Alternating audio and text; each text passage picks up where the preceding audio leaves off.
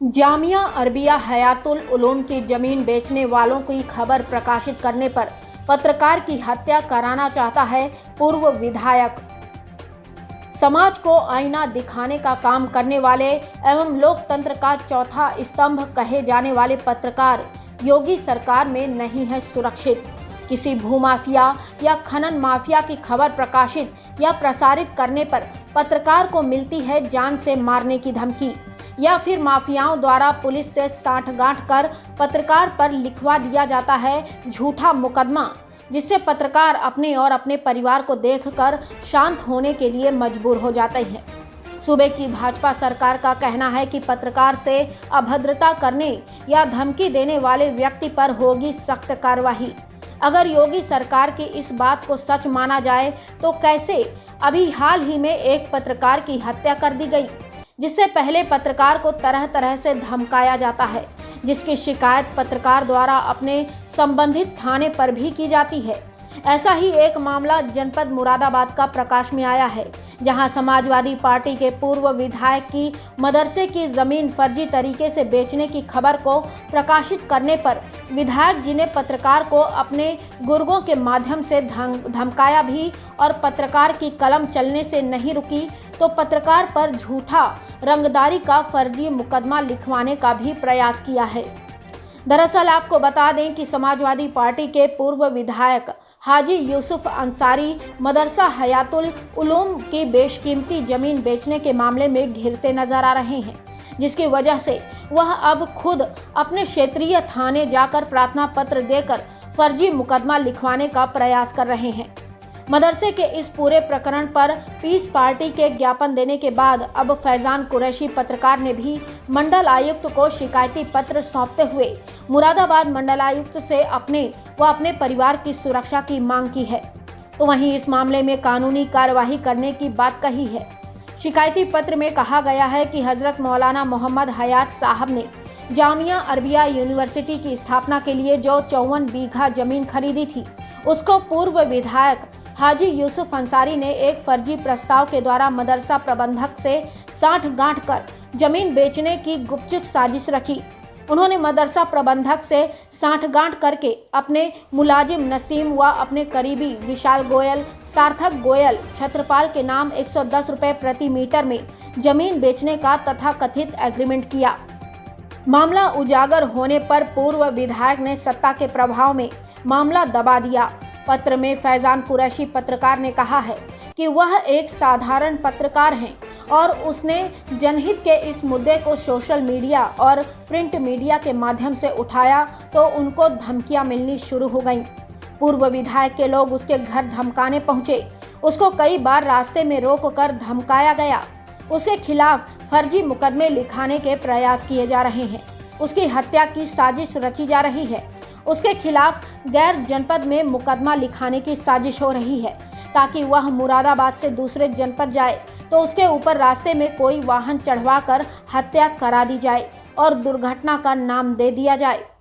फैजान कुरैशी ने मंडल आयुक्त से अपनी सुरक्षा की मांग की है और मदरसे की जमीन बेचने की साजिश रचने वालों के खिलाफ सख्त कानूनी कार्यवाही की मांग की है। उन्होंने इस संबंध में उच्चतम न्यायालय से लेकर प्रधानमंत्री, गृह मंत्री, सीबीआई आदि सहित 2 दर्जन शीर्ष संस्थानों व एजेंसियों को पूरे प्रकरण से अवगत कराया है। उनका कहना है कि गरीब आवाम के चंदे से खरीदी गई इस जमीन पर मौलाना मोहम्मद हयात साहब की वसीयत के मुताबिक यूनिवर्सिटी की तामीर हो, जिससे इस्लामिक विद्वान और समाज सेवी हजरत मौलाना मोहम्मद हयात साहब के सपने को पूरा किया जा सके, जो उन्होंने गरीब, पसमानदा और मजदूर समाज के बच्चों के सुनहरे मुस्तकबिल के लिए देखा था। उन्होंने बताया कि मंडल आयुक्त जी ने इस मामले को गंभीरता से लेते हुए पूरे प्रकरण की निष्पक्ष जांच के आदेश दिए हैं और कार्यवाही का आश्वासन भी दिया है। मुरादाबाद मंडल ब्यूरो चीफ रेहान अंसारी की रिपोर्ट। नाम आपका? फैजान कुरैशी। कहाँ पर आए हुए हैं और पूरा मैं क्या? आज माननीय मंडल आयुक्त महोदय का वहाँ आया हुआ हूँ और मुझे एक प्रार्थना पत्र दिया है मैंने। ये सन 1962 में मौलाना हयात साहब ने एक ज़मीन मंगलपुरा दिल्ली रोड पर चंदे के पैसों से ख़रीदी थी, जिसमें गरीबों के लिए यूनिवर्सिटी बनना तय हुआ था। 1977 में वहाँ प्रोसेस यूनिवर्सिटी का शुरू हो गया था और 1980 में उस ज़मीन को मुरादाबाद विकास प्राधिकरण द्वारा अधिग्रहण कर लिया गया था।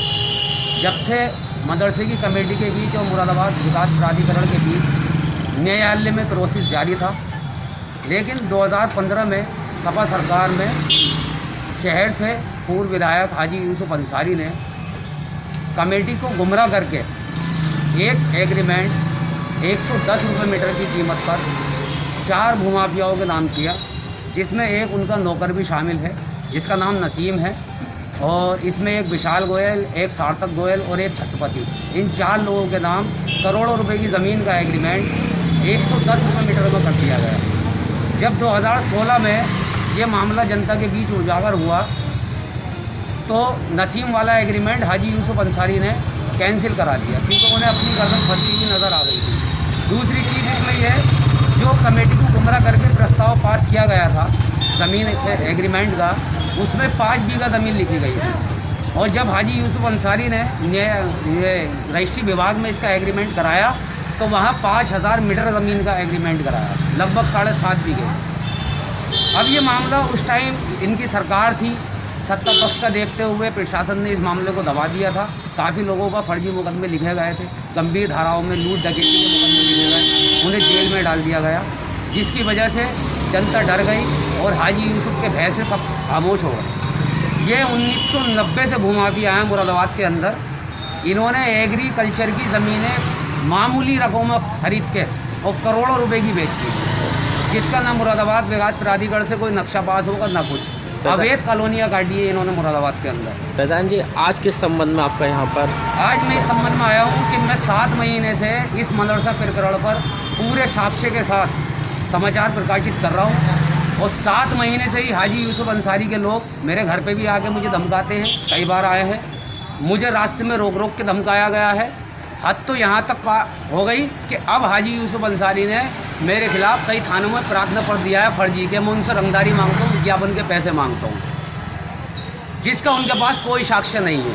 दूसरी बात, उन्होंने दूसरे ज़िले के न्यायालय से मुझे नोटिस भिजवाए हैं और मुझे मुकदमा में फंसाने की धमकी दी है। अब दूसरे ज़िलों से नोटिस भिजवाने की क्या ज़रूरत थी? क्या मुरादाबाद में न्यायालय नहीं है, यहाँ एडवोकेट नहीं है? वजह ये थी कि वो ये चाहते कि दूसरे ज़िले में मुकदमा होगा, ये तारीख पे जाएगा, न्यायालय में पेश होने का जाएगा, इसे किसी वाहन से कुचलवा कर मरवा देंगे या शूटरों द्वारा मरवा देंगे। जब दूसरे ज़िले में हत्या होगी तो वहीं पे मुकदमा दर्ज होगा और वहीं का मुकदमा वहीं दबवा देंगे। ये नोटिस आपको लगभग कब प्राप्त हुआ? ये नोटिस मुझे 3 तारीख को मेरी ईमेल पर प्राप्त हुआ है, और मेरे घर डाक से जो आया है वो 8 तारीख को आया।